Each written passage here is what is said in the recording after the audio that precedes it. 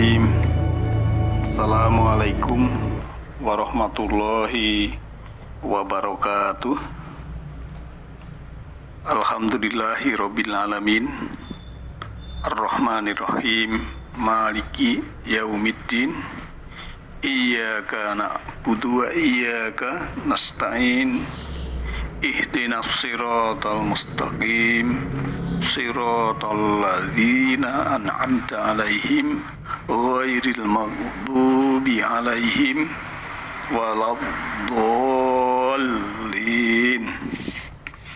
Iwanidin, kajian Majelis Taklim Nurul Huda yang insyaallah dirahmati oleh Allah Subhanahu wa taala.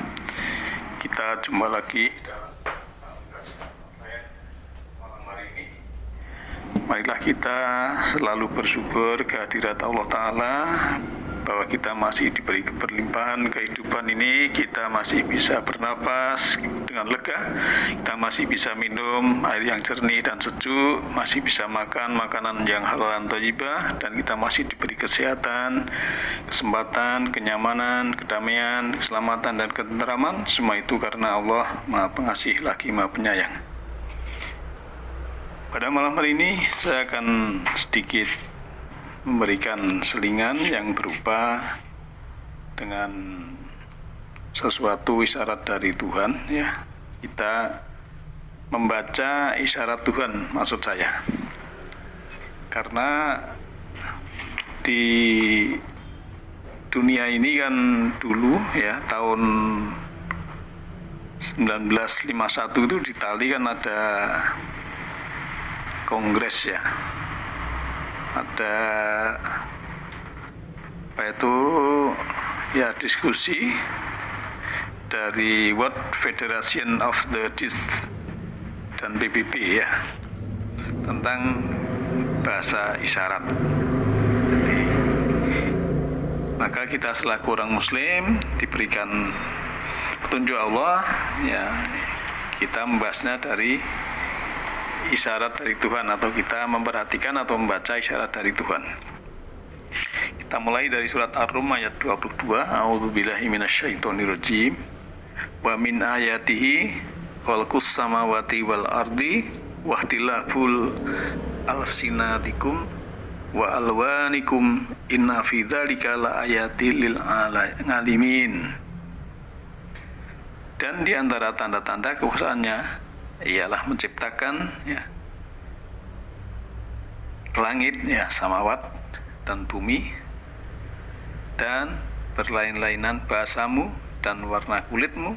Sungguhnya pada yang demikian itu benar-benar terdapat tanda-tanda bagi orang-orang yang mengetahui.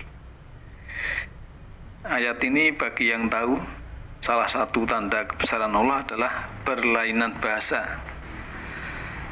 Ayat tersebut mengisyaratkan bahwa kalau kita tahu beragam bahasa di dunia ini merupakan tanda kebesaran Allah, termasuk bahasa isyarat. Pertanyaannya, adakah bahasa isyarat dari Tuhan? Ya, kalau kita membaca syair dari lagu Ebit GAD itu kan ada lirik satu lagunya yang berjudul Untuk Kita Renungkan. Itu begini: anak menjerit-jerit, asap panas membakar, lahar dan badai menyapu bersih. Ini bukan hukuman, hanya satu isyarat bahwa kita mesti banyak berbenah. Ya, ini sebenarnya juga bagus liriknya, ya. Ternyata salah satu isyarat dari Tuhan adalah juga adanya bencana. Maka dalam surah Al-Ankabut ayat 40, ya, ada ayat yang berbunyi dengan arti, ya, maka masing-masing mereka itu kami siksa disebabkan dosanya. Maka di antara mereka ada yang kami timpakan kepadanya hujan batu kerikil, dan di antara mereka ada yang ditimpakan suara keras yang mengguntur, dan di antara mereka ada yang kami benamkan ke dalam bumi, dan di antara mereka ada yang kami tenggelamkan, dan Allah sekali-kali tidak hendak menganiaya mereka, akan tetapi merekalah yang menganiaya diri mereka sendiri.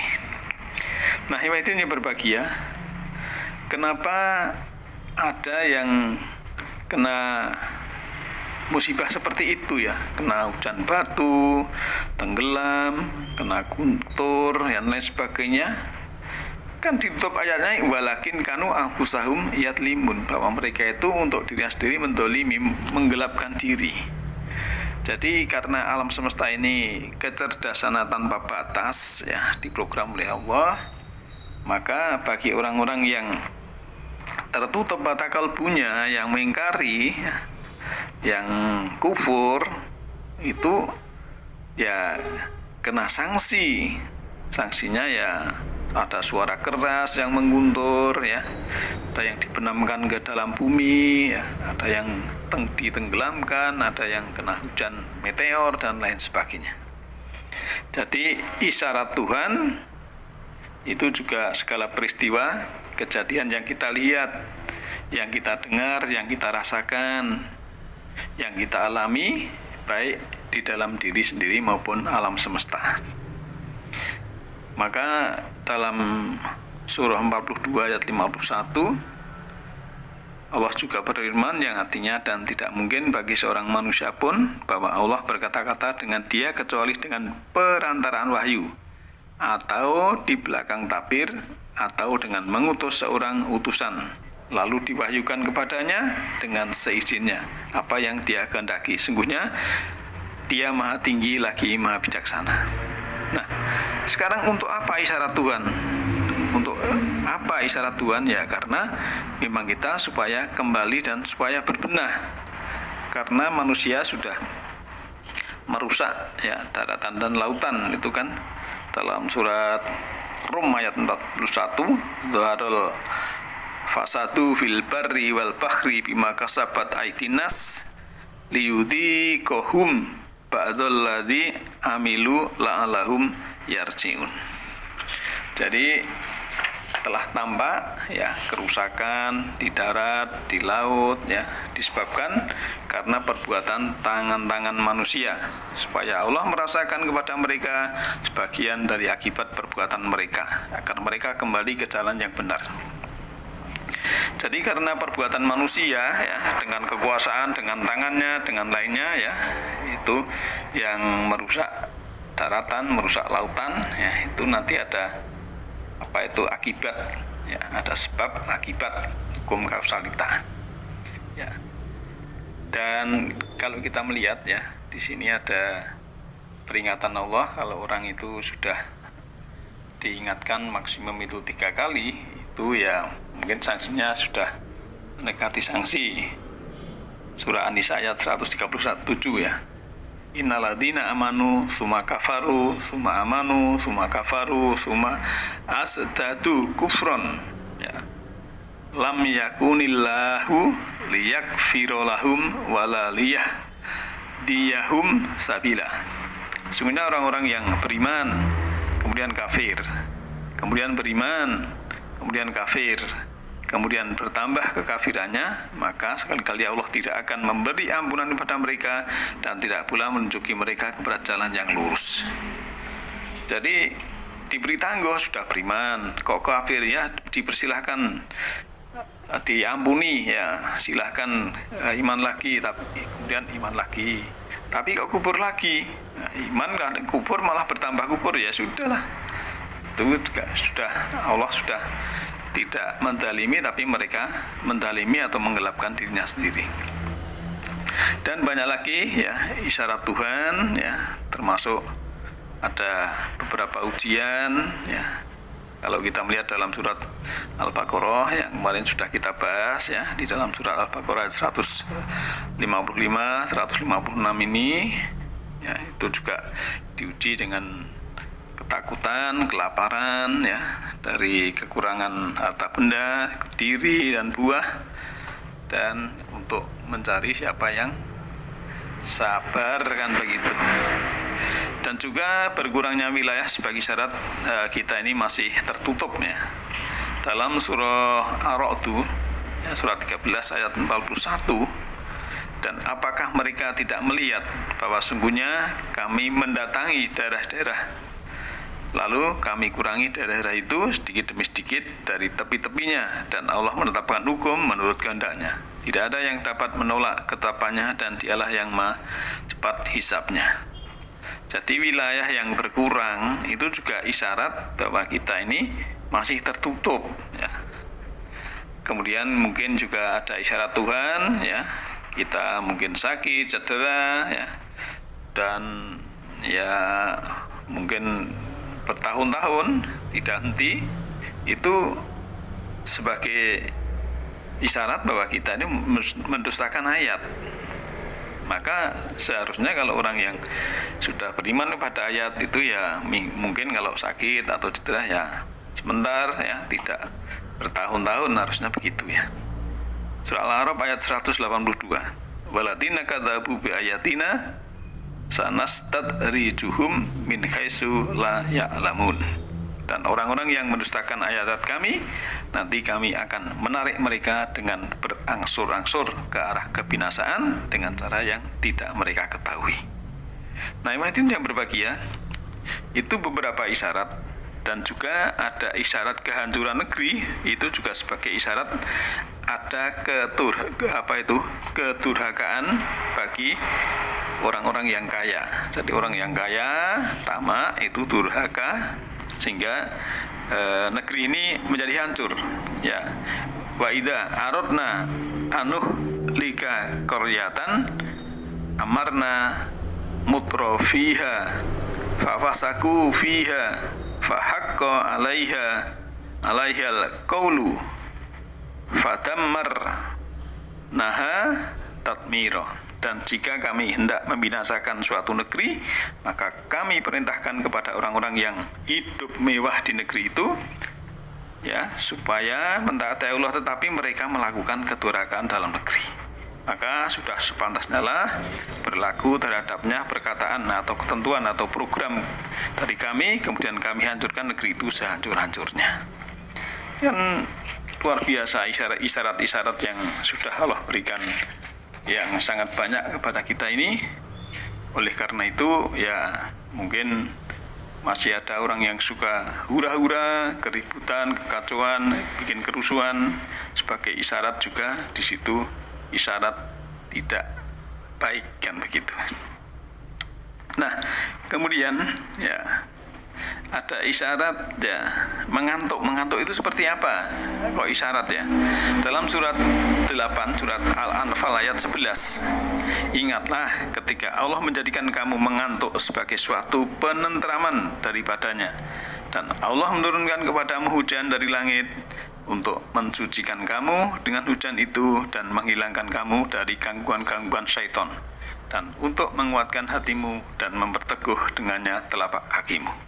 Nah, tubuh ini setiap waktu ingin mengobrol, tapi seringnya kita mendengarkan saja itu tidak mau. Kita lebih memilih memalingkan muka dan meninggalkan sesuatu itu ya dengan sendirian, dengan alasan ada pekerjaan dan yang belum terselesaikan.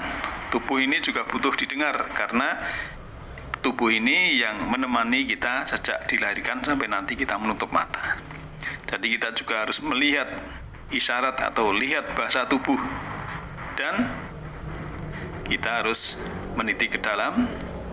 Kalau ada tubuh kita ada sinyal, ya kita yang harus tahu sendiri. Tentu masih banyak lagi isyarat-isyarat lain yang kita mungkin belum menemukan, karena Al-Quran itu banyak sekali. Dan kalau saya belajar Al-Quran 30 juz itu yang 80% itu seakan-akan hanya bahasa amsal, bahasa metafora ya, dan mengandung makna yang sangat luar biasa. Dan hampir setiap hari kita melihat, mendengar ya, berita sedih, berita duka ya. Jangan takut, kembalikan saja kepada Allah. Kalau kita mendengar berita itu ya jangan takut, tapi kita harus kembali kepada Allah. Kita mendekat kepada Allah. Maka bukan menakut-nakuti ya, tapi hanya supaya kita sadar bahwa kita ini bakal kembali pulang menghadapnya, supaya sadar bahwa kita perlu mempersiapkan diri menghadapi jalan pulang, menghadapi kepulangan itu. Nah, Ikhwatin yang berbahagia, hidup ini bagian antrian menuju loket kematian. Orang-orang terdekat kita satu persatu sudah tiba di loket, kita pun semakin dekat dengan logat itu. Seberapa dekat? Ya relatif dan rahasia. Ya, maka dalam surat Toha ayat 15, inna sa'ata atiyatun akadu fiha litujza kullu nasim, ya saya ulang, kullu nafsim bima tas'a. Sungguhnya hari kiamat itu, atau sa'ah sebetulnya, sungguhnya saat itu akan datang, dan aku merahasiakan waktunya agar supaya tiap-tiap diri dibalas dengan apa yang usahakan. Maka kita harus menyadari bahwa pulang kepada Allah adalah ketetapan Allah, dan kematian bisa terjadi kapan saja, karena ada mati dalam kandungan, ada mati prematur, ada mati adalah masih bayi, mati anak-anak, remaja, usia muda, bahkan ada yang sampai tua. Dan kematian bisa terjadi di mana saja, di dalam rumah, di luar rumah, di rumah sakit, di jalan, di laut, di tempat kerja, di gunung, di udara, dan lain sebagainya. Sebagaimana dalam surat An-Nisa ayat 78 itu kan ya, ainama takunu yudrik kumul mautu walau kuntum fi burujim musayyadah. Dan juga kematian bisa terjadi dalam situasi apapun, apakah saat sehat, sakit, atau sedih, atau gembira, saat melarat atau konglomerat, jadi bawahan ataupun jadi atasan, jadi orang penting ataupun orang yang tidak penting, itu tetap saja Allah akan memberikan programnya itu sesuai yang ditetapkan kepada kita masing-masing. Nah, ibatin yang berbahagia, oleh karena itu memang kita harus mempersiapkan ya. Kita harus mempersiapkan segalanya itu untuk jalan pulang itu. Dan semoga kita semua oleh Allah dibimbing pada jalan yang lurus. Oleh karena itu, marilah kita selalu mempersiapkan diri. Nasrul minallahi wa qarib. Alhamdulillahirabbil alamin. Assalamualaikum warahmatullahi wabarakatuh.